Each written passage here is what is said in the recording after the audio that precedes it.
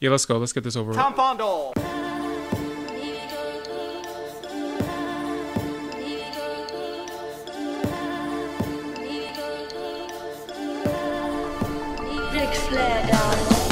Welcome to Black Guy White Movie with your host, Maxwell Michael Towson. Thank you for joining us on another week of Black Guy White Movie. I'm your host, Maxwell Michael Towson, and whether you're joining us on iTunes, Stitcher, or Google Play, thanks for coming back for another week of the nonsense. You can follow us on YouTube at Tom Fondle and on Instagram at Maxwell Towson.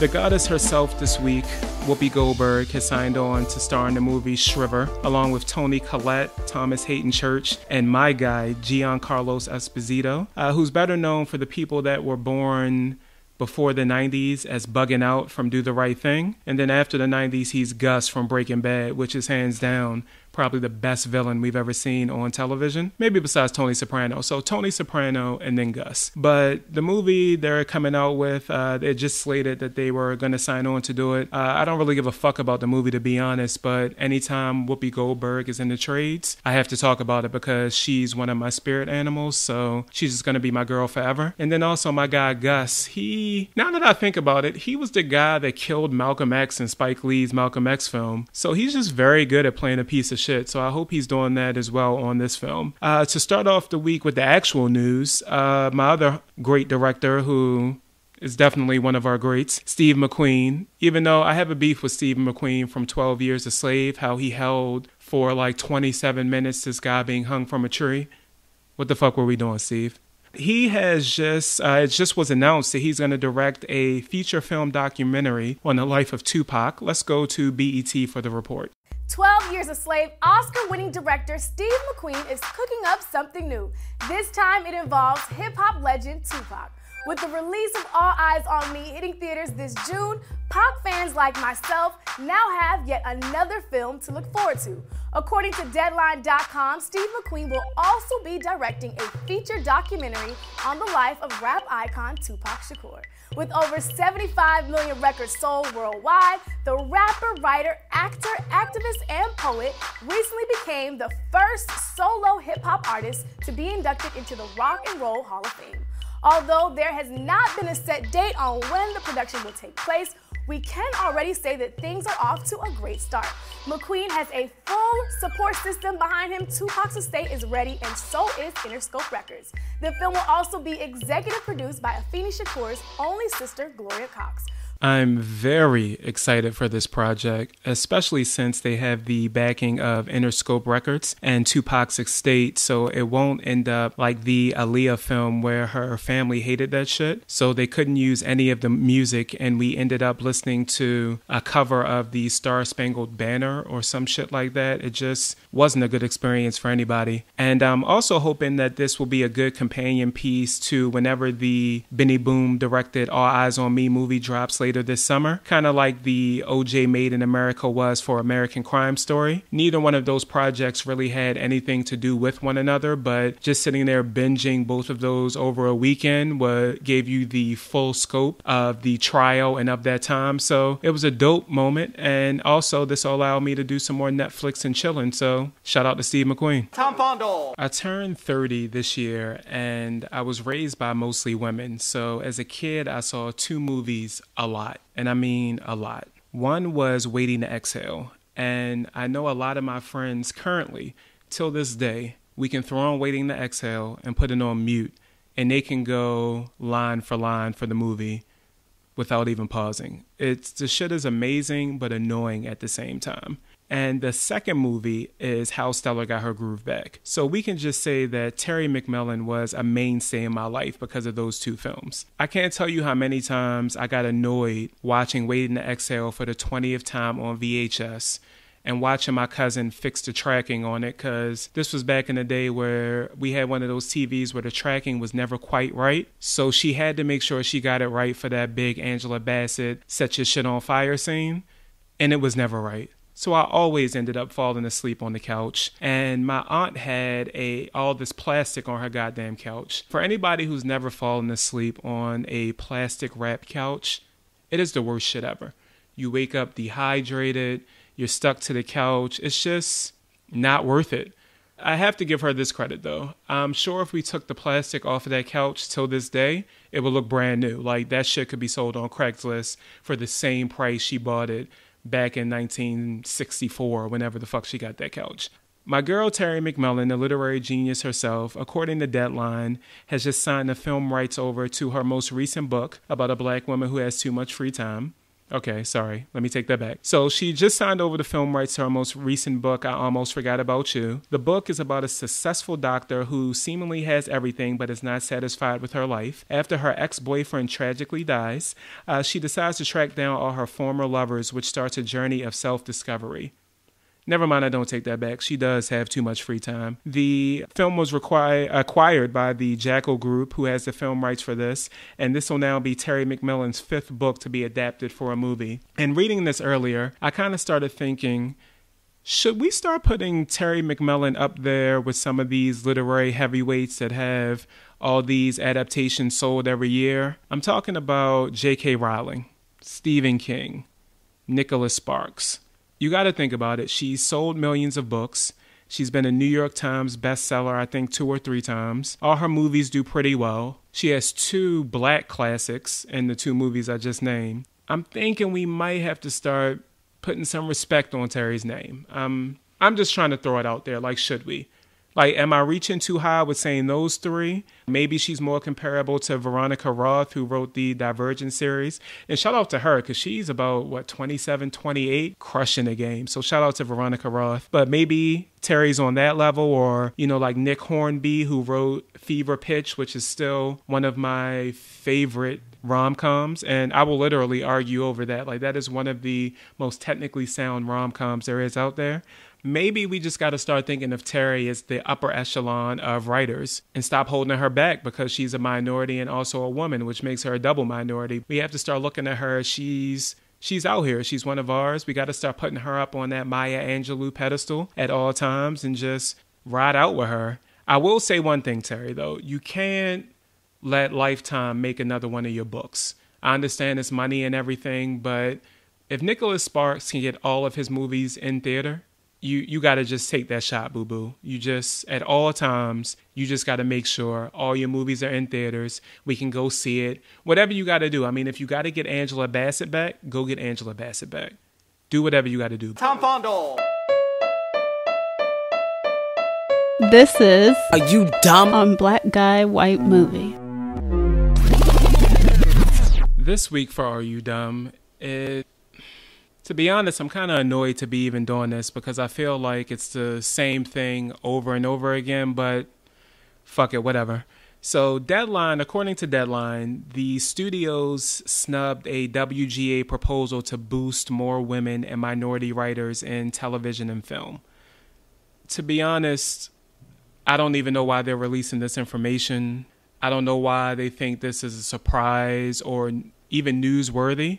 And to even leak this, it kind of bothers me a little bit that they think that they can have brownie points for even trying at this point when that's not enough. Like, you got to stop thinking that trying something is just going to be enough. Like, getting shit done is what makes representation in film and television better. I know some people think that entertainment overall is a meritocracy.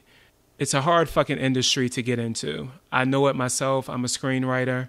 I know a lot of actors. It's hard as fuck. Cinematographers, producers, just people overall. Like, this shit is hard to get into. And you want to think that all your hard work, all your effort, all your talent is going to be all that it takes to get into this business. And that's not true. That's not true in life. That's not true in anything we fucking do. If you think about it in life, it's been jobs that you were probably the best candidate for and you didn't get because the boss decided to hire their cousin or whomever that they had more of a connection to. And honestly, that's just the way the world works. You can't necessarily be upset about that aspect of the world.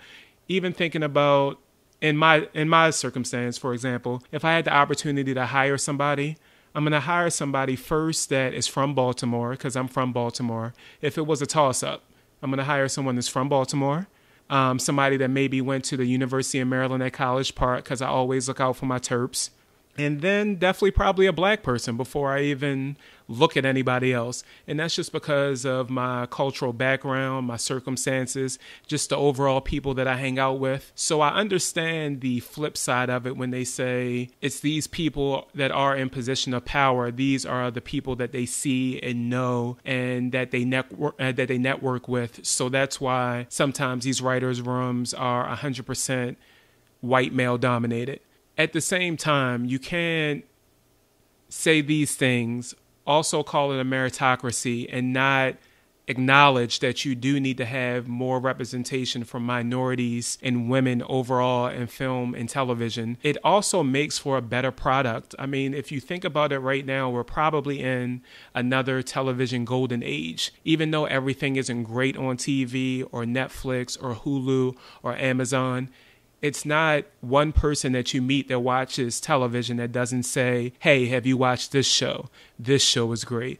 I myself never watched The Crown when it came out, and one of my friends said, hey, just sit down for a weekend and watch The Crown, and the shit changed my life. Now I just look at everything that Queen Elizabeth does, and I think she's golden, but even though her husband's a piece of shit. But we can talk about that later. In this golden age, it shouldn't be a time where the WGA feels like that it has to still leak information that it tried to get minorities and women another opportunity. They already have these diversity programs, which you have to call into question, do those even work? Every year, ABC, NBC, a number of different programs and a number of different companies have these diversity programs where they pick, 8 to 10 people to come in and learn from writers and meet the producers and meet the executives. And yet we still have these same gripes and same problems. And even though I kind of want to say we're closing a gap because we're seeing all this great television now, and film is not really reflected as much. We're still seeing a lot of whitewashing in Hollywood. I just read earlier that it happened again, and I think this guy's supposed to play some type of Hawaiian character, and it's a white guy from Arkansas, wherever the fuck he's from. And not hating on the actor, because I always hate when these actors get this opportunity to be in films. You have to think about it. As an actor, you're being shit on your whole life until you finally get that one yes. You're not tall enough. You don't look good enough. You have a pimple here. You have a slanted eye there. Your teeth are crooked. And then suddenly somebody says, you know what? You're the right guy for my film. It's a boost to you. So for this guy that got whatever film that they're whitewashing today, it's not their fault. So no one should ever have this animosity toward that actor unless they say some crazy shit like my man from Iron Fist did, where he just tried to kind of act like, hey, what the fuck, what do you want me to do? My man, just don't say anything at all. Just kind of move on. Iron Fist was already shitty enough, so you couldn't, wipe that away by having a good TV show. But never blame the actor on this. But all I'm saying is that we kind of reached a point where we don't need people placating us with these articles and saying we tried to do this and tried to do that when the numbers are on our side. Like, it's no reason that 7% of films and 13% of TV shows were written by minorities. How are we getting our voices out there? How are we changing the way we're depicted on television and film? How are these things happening? Like, you can't always have a story told from another culture's point of view about our culture. Even though Hidden Figures was a decent film, that still didn't give the same vibe and the same love to these extraordinary black women as it should have. Like, these women triumphed over racism and cultural stereotypes, misogyny, all types of things, and it shouldn't have been a Kevin Costner movie where he was playing the white savior again. I just don't understand why, even in the good movies that we have, it still has this tinge of looking at it from the outside in, and that's what we mean by we want certain things depicted. We don't want a handout.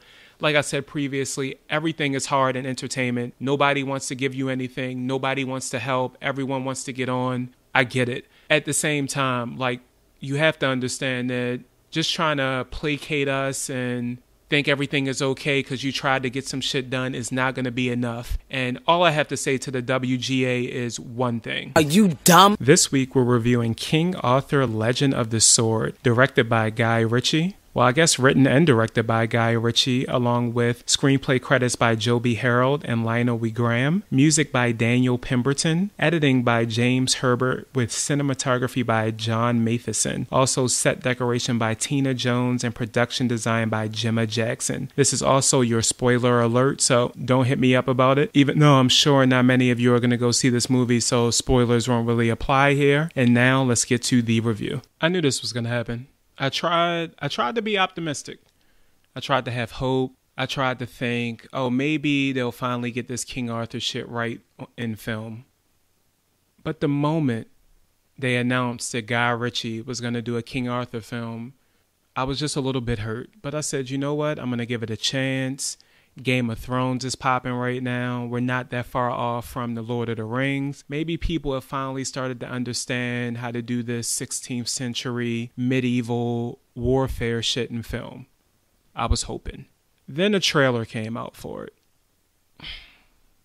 Stylistically, it was already but that's what you kind of expect from a Guy Ritchie film. It's going to be very stylistic. It's going to use like new age methods and new age camera techniques. No matter what period you're in, it's still going to have like that flash and a certain pizzazz to it that Guy Ritchie brings to everything, because visually he's on point. Like him, Zack Snyder, like these guys are like visual master. Like they're just great visually. But then again, it's King Arthur, so you gotta, like, even when Antoine Fuqua did his King Arthur movie, I was disappointed in that because I'm really a fan of the King Arthur mythology. Shout out to one of my teachers at the University of Maryland. I'm not gonna say her name because she introduced this King Arthur mythology through like school. Like we had to read all this shit for the King Arthur, Geoffrey of Monmouth, and who's the other fucking guy, like I'm blanking right now, Sir Thomas Malory. She kind of got me into all this stuff because I wasn't really into this King Arthur mythology at the time, but because of her class, that's how I got into it. And she was also one of those teachers, which I'm not gonna say she dressed inappropriately to be a professor, but you could tell even in her late 30s, maybe early 40s, that she was still getting dicked down on a regular, and she wasn't afraid to show the world that it was happening and it was a possibility for you to still get dicked down in your late 30s. Because of that class and, you know, some of my people that were in that class, I kind of got into the King Arthur mythology. So every time a new television show came out, like Merlin or anything, I was super hyped to see it. And yet, even though Merlin kind of got close, most of this shit never works out. Now, we have a classic example of it in Excalibur, which has one of the dopest till this day ride out scenes where they're just loading up and ready to go to fuck somebody up. Like King Arthur getting the crew back together is probably one of the best tool-up scenes I've ever seen in film. Just movies overall, they never quite work out. Fuqua couldn't figure out the code of how to do this shit, which leads us now to Guy Ritchie. The wave these days has been reimagining old classic IPs, which is intellectual property. So that's why you get shows like Once Upon a Time. You get these, what's the show that's out now with the, about the Wizard of Oz? You get the Wizard of Oz show, whatever the fuck that is, Emerald City or whatever that shit's called. You get all these shows that's reimagining things. You get Snow White and the Huntsman. You get the Huntsman. Everything is being reimagined with old properties so people can come in and see these movies and already kind of know what they're about. But at the same time, it's reimagined, so it's something different and something fresh, and that's what people want to see. With King Arthur, I kind of think they should have skipped over trying to reimagine some shit that no one has gotten right initially in film.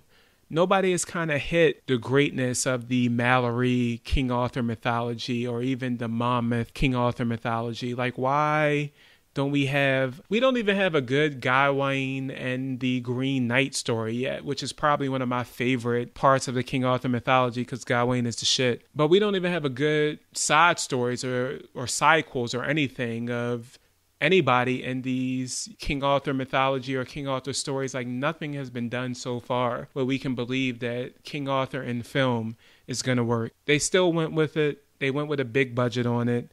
Just somebody, please just tell me why. I just don't get why we're back here again dealing with this same stuff. It's going to be the same thing over and over again, no matter what. I guess now that I've gotten out that, 5 minutes or so of bullshit? Because I was really upset. But I'm not even supposed to tell you guys I'm upset yet. I guess I'm supposed to tease this shit. The movie is a big budget movie. I think it's getting up to, they have it listed right now as $175 million, but that's before marketing. So they probably at least spent a good $250, $260 on this movie. And so far it has about $20 million in box office.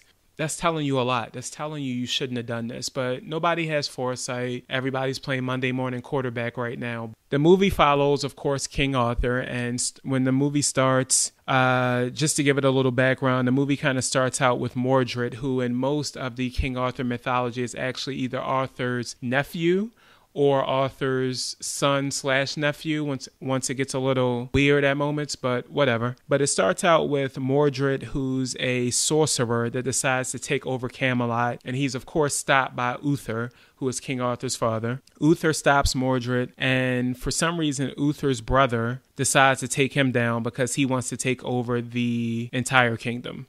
Okay, cool. He takes down Uther, and in Uther's last way to kind of make sure that no one has the power of Excalibur, which is the sword, which is kind of weird because, okay, so this movie not only does the like 16th century chivalry, Middle Ages stuff, it also has this weird element of fantasy to it, which, you know, when they do these reimaginings, there always has to be some fantasy. So there's also other dimensions in this. So they go to different dimensions. People have powers. And one of the powers that somehow Uther has that as he dies to make sure that no one gets this sword Excalibur is that he becomes a rock that imprisons the sword inside of the rock, and only the rightful person can pull the sword from the rock. You heard that correctly. Somehow Uther, a person, embodies a rock and becomes it, and encases a sword, so only one person can have the power to truly rule over England. This is the movie that I was forced to watch. Well, not forced. Forced is a strong word, but this is the movie I went to see and was excited about seeing. And you wonder why I'm so hurt right now. The movie continues on, and of course the bad guy Vortigern is the one that takes down Uther, who is Uther's brother. The only way he can take him down is by sacrificing his wife to a sea witch, who then summons a night demon. I think, was it like a night demon or some type of demon that came to take out Uther? And the only one that survived the killing of Uther and everything, his reign being usurped, was his infant child Arthur, who was smuggled away and then raised by prostitutes. I already had a problem with the movie from the jump. The representation of women was shitty as fuck just in this little prequel scene. The only thing we're seeing women do already is either be sacrificed to a witch, who's a bad guy, or they're prostitutes. How the fuck do you think this is already...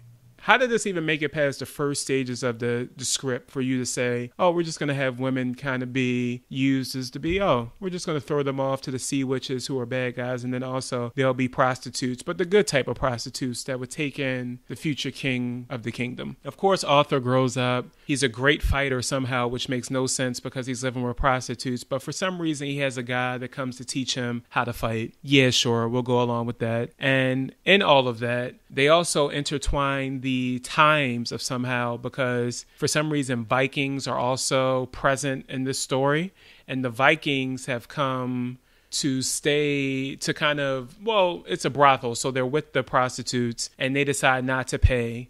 Since King Arthur has his little crew and he can fight, he decides to go after the Vikings and say, hey, you have to pay for a year's worth of compensation since you decided to walk out on the brothel and the prostitute instead of paying. And this runs afoul of Vortigern, who had the Vikings come in as his special guests, and if you do anything to run afoul of the crown, you're going to die. Arthur is taken into custody. He's supposed to be killed. On the way to be killed, for some random reason, his captors decide, hey, so we just found out that there's this sword in this stone, and it's supposed to give people great powers. So we decided to let everybody around your age, because apparently someone close to your age is supposed to be able to pull out the sword. How about you go and try it? Arthur pulls it out. Suddenly the power of the sword is too much for him. He tries to deny it at first because they want to go through the hero's journey of denying it until they finally figure out that this is really their journey that they have to take, and they come to terms with it. In this case, in this movie, it was bullshit because from the start, it's already destiny. You can't have somebody say, oh, if you pull out this sword, you're meant to do it. You set up your destiny. You can't say that anything has changed. He's not deciding shit. It's just what's going to happen. He's going to save England. He's going to be the one to be king. At this point, it's no turning shit around. Like, this is just what it's going to be. Arthur gets his little crew together. He starts fighting back against his, I guess technically his uncle in this. They kind of have rumblings of Merlin here and there just to kind of keep the magic to the movie, and also how they go to other dimensions and so on and so forth. They have a big fight at the end. Somehow Camora's husband is in the movie, which I never get, how Camora's ex-husband is always the random black guy in every fucking movie, no matter what time, ever since Gladiator. In Gladiator, for some reason, I didn't mind it because maybe it was the first time I saw him, and I was just happy to see a black guy in such a dope-ass movie. Since then, he has been typecast as the black guy that's going to randomly be in every movie, even if that period didn't give a fuck about black people. He was in the Tarzan movie randomly. He's in this movie. Honestly, he was randomly in the Fast and the Furious, like Fast 7. It was no reason for him to be in that movie. He was just an extra villain for no fucking reason. And it made the movie convoluted, even though it was Paul Walker's last movie. So it was a perfect film, and I'll stand by that. Camora's ex-husband is out here getting this money as being the ambiguous black guy. And I definitely have to big him up because he's a dark-skinned, ambiguous black guy. That rarely happens for us.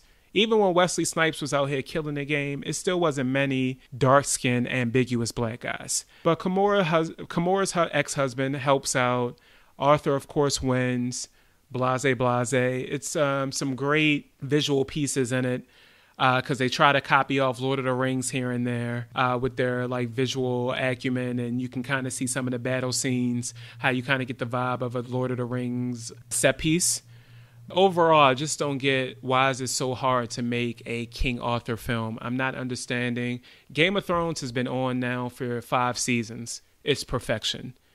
You have a blueprint right there. Lord of the Rings comes on TNT, I feel like, every holiday Sunday. You have another blueprint there. Why are we always falling back into these same like shitty tropes? Even though I got to give Guy Ritchie credit, like he did try to change some things. He did try to update it in any way he could, but at the same time, it just wasn't done well. It's just not something that should have been done at all. I know Warner's is trying to start their whole thing where they start all these different properties and make sure that they have sequels and that it can also be put into theme parks and so on and so forth. This ain't it, bruh. Like, you gotta find something else. And I don't know why you keep fucking up King Arthur. Just leave it alone. I was going to say wait until I can get to it, but at the same time, I might fuck it up as well because maybe this isn't something for a film. Maybe this is good just on television as we saw with Merlin, but then again, Camelot wasn't that good. So you never can quite tell whether or not this balance of doing these medieval King Arthur films is going to work. And honestly, I really don't have shit else. I can't tell you how much I hated this film because I did hate it. My man from Sons of Anarchy was doing his thing, but honestly, he just kind of felt miscast. Camora's husband was in it. I don't really have much else for you guys, to be honest. Let's just wrap this shit up, because I just have nothing. So thank you guys for joining us again this week. You can follow us on YouTube at Tom Fondo. You can follow us on Instagram at Maxwell Towson. As always, RIP Alex, and we'll see you guys next week. Tom Fondo.